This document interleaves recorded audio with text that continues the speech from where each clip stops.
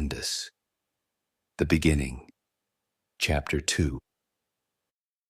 Many years later, when the first explorers had long since traded fear for familiarity, the binary system no longer felt like an accident of survival. It slowly had become a place with purpose, a place that drew people in with the same quiet gravity that bound its two worlds together. The early transmissions from it were shaky, half-corrupted, sent from a ship that had once limped between Zoran and Andus, were now archived in academies and briefing halls across human space. They were studied not for their desperation, but for the promise hidden between the lines. The promise of a system that could sustain life, industry, hope, and a new home. Zoran, during that time, had never pretended to be gentle. Its air was thin enough to make newcomers breathe twice before they felt steady, and its weather carried the restless hug and tug of the gas giant above. Storms rose quickly, clouds stretched and strained against the pull of Andus, and the fractured seas could turn violent suddenly and without warning. But the planet was breathable, and beneath its surface lay a stability that no one had expected. The reason anyone came to Zoran at all was that Andus brewed valuable elements and rare isotopes found nowhere else in the sector, not even in any sector in this corner of the known universe. Its upper atmosphere was a treasure trove of volatile gases that could be harvested, refined, and sold for fortunes back in the core systems. Mining platforms drifted through its cloud layers like steel jellyfish, tethered to orbital stations that hummed with constant activity. But working that close to a world of endless storms was dangerous, and the crews needed a stable foothold nearby. Zoran, harsh as it was, offered the only solid ground within close reach. It became the anchor point for the entire operation, a place where miners could rest, refit, and survive between descents into the roaring depths of Andus.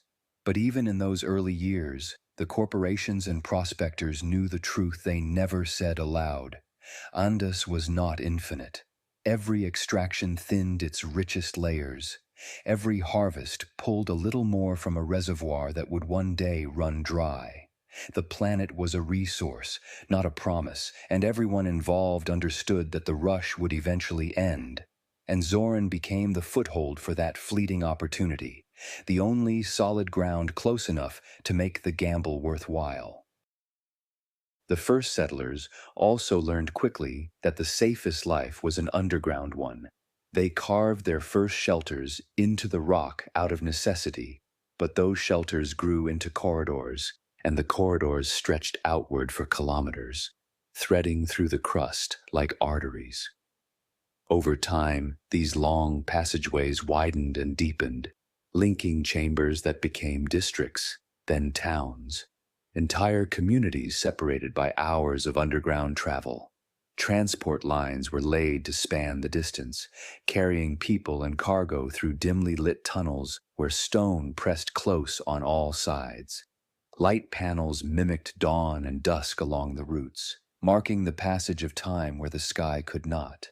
Hydroponic gardens clung to the walls like glowing vines. Children were born who had never felt wind on their faces without a supportive mask. Yet they laughed, learned, and lived as though the stone around them were simply another kind of sky. And so, over time, those first clusters of carved-out corridors, rooms, chambers, and villages were once nothing more than a refuge from Zoran's thin air and unpredictable storms. It grew into a place with its own rhythm and identity. As more ships arrived and more hands joined the work, the settlement expanded outward and downward, its tunnels branching like roots seeking stability in the planet's deep, steady warmth. When the question of naming arose, there was no debate, no hesitation. The people chose to honor the man whose decisions had brought them here, whose calm voice had guided the first crew through fear, uncertainty, and the impossible beauty of this binary world. They named the first city Doris, after the captain of the first ship that ever laid eyes on this remote, forbidden system. It was not only a gesture of gratitude, but also of remembrance. Captain Doris had not lived long enough to see the settlement become a city. He had given everything he had to ensure his crew survived long enough to build it. His name became a promise carved into stone, a reminder that their presence on Zoran was not an accident, but a legacy. And so Dora's city grew, chamber by chamber, level by level, until it became the beating heart of human life on Zoran, a place where miners, engineers, scientists, and families lived side by side, sheltered beneath the restless sky of a world that had once nearly killed them. And above them, Andus churned endlessly. The storms were always folding into themselves, its lightning illuminating entire swaths of atmosphere in silent, electric pulses. What had once terrified the explorers now sustained them. The gas giant's upper layers were rich with hydrogen, helium-3, and rare isotopes that powered reactors and starships across human space. Gas mining had always been dangerous, but here it was also rewarding. The gravitational interplay between Zoran and Andus created pockets of relative calmness. Brief windows where the manned small harvesters could ascend, skim the atmosphere, and return with enough fuel to power entire colonies. It was this balance between danger and opportunity, risk and reward, death and fortune, that made the system valuable. Andus provided an income. Zoran provided ground. Together they formed a frontier unlike any other, a place where humanity could dig in, build, and grow. And during all this, the settlers still spoke often of Captain Doris, the man who had named the worlds. Zoran, after the daughter he had left behind. Andus, after the storming presence that had greeted them the moment they arrived. His choices had shaped the language of the new colonies. The maps, the stories told to children in the underground halls. Some said he named Zoran out of hope, others out of guilt, but everyone agreed that the name fit. It was a world that demanded strength, patience, and resilience, qualities he had seen in the child he could not bring with him. So even now, as new ships arrived and new settlements took shape, the binary system no longer felt like a place humanity had stumbled into. It felt like a place they had earned, a place where the storms above and the stone below worked together to forge a future that was difficult, yes, but real. And among those new arrivals came a figure whose presence reshaped the emotional landscape of the settlers as profoundly as the system itself had reshaped their understanding of survival. Zoran Doris stepped off the transport with the quiet composure of someone who had carried her father's absence for years and had finally reached the place where his story ended and hers would begin. Word of her arrival spread through the tunnels of Dora's city faster than any official announcement could have managed. People paused in their work, children whispered her name, and the older settlers, those who had known Captain Doris personally, felt a strange tightening in their chests, as though a long, unresolved chord had finally found its next note. She did not come as a symbol, though the people treated her like one. She came because she needed to see the world her father had chosen, the world he had named after her, the world he had died protecting. She walked the stone corridors with a steady, searching gaze, absorbing every detail. The glow of the hydroponic gardens, the silent hum of the geothermal generators, the murals carved into the walls by the first generation of children born underground. She listened to the settlers' stories, their frustrations, their hopes, their fears. And slowly, almost imperceptibly at first, she began to help shape the city that bore her father's name. Her arrival marked a true turning point. The settlers had built Dory's city out of necessity. Zoran helped them imagine what it could become. She joined the council not because of her lineage, but because she understood the delicate balance between survival and ambition. She knew how to negotiate with the first mining corporations circling Andus, how to mediate disputes between engineers and scientists, how to speak to families who wanted more than endurance. They wanted a future. Under her influence, the city expanded deeper into the rock, its districts planned with intention rather than desperation. Schools grew, Research labs flourished, and the first cultural halls were carved into the stone, places where music and stories echoed through chambers that had once been silent. Her presence on Zoran reminded the settlers that they were not just surviving, but that they were building something lasting, something worthy of the sacrifices that had brought them here. And as the binary system continued its slow, ancient dance above them, Zoran Doris became the quiet, steady force that helped transform a fragile foothold into a civilization.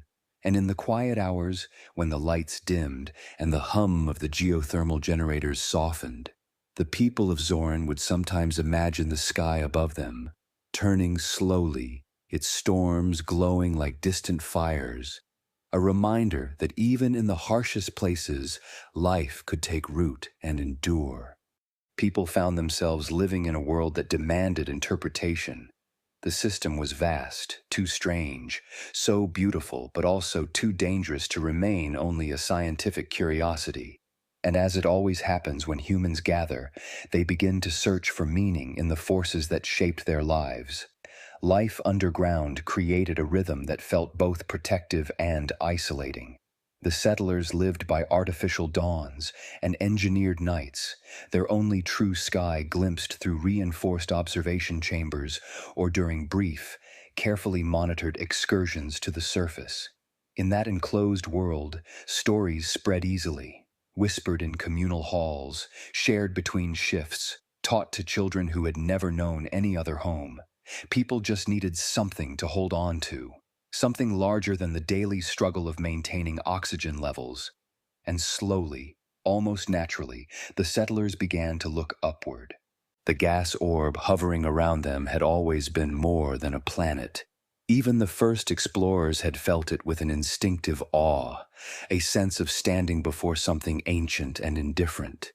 Its storms were colossal, its lightning silent but blinding. Its folding storms were like a living, breathing force. From the surface of Zoran, Andus dominated the sky whenever it rose, a swirling titan whose presence could not be ignored.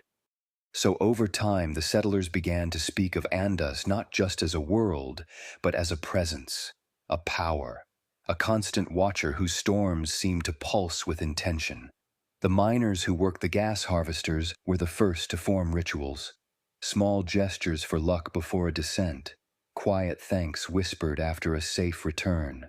They spoke of the breath of Andus, the warm currents that carried their drones upward, and the eye, the rare calm pockets that allowed them to harvest without losing equipment to the storms.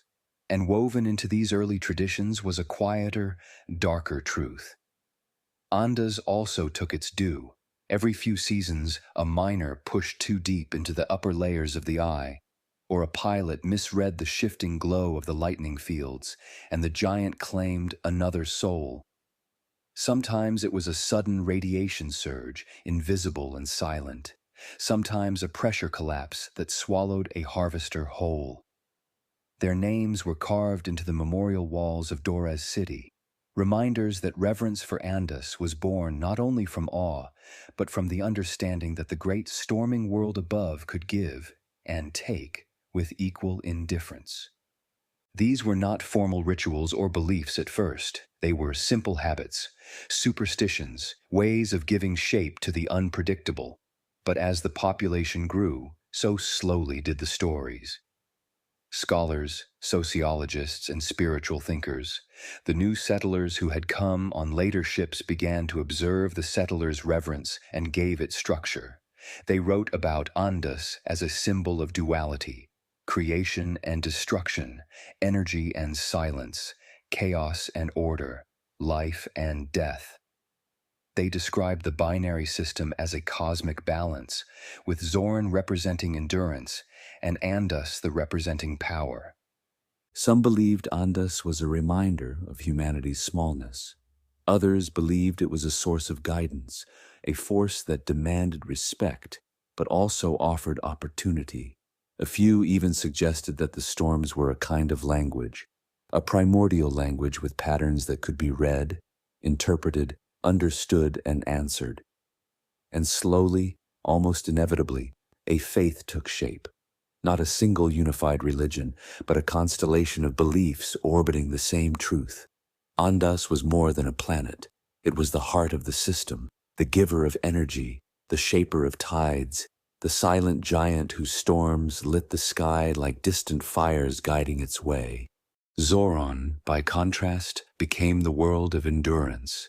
The settlers saw themselves reflected in its fractured seas, its stubborn clouds, its thin but breathable air. If Andas was the force that shaped the system, Zoran was the place where humanity proved itself worthy of surviving in it. Some teachings described Zoran as the child of Andas, others as its anchor, the world that held life steady while the giant above churned away endlessly.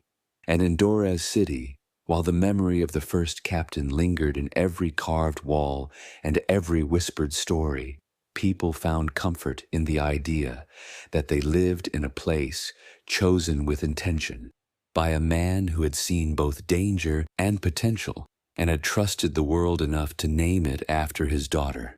By the time Zorandoris herself arrived, the beliefs were already woven into the culture. She did not try to suppress them.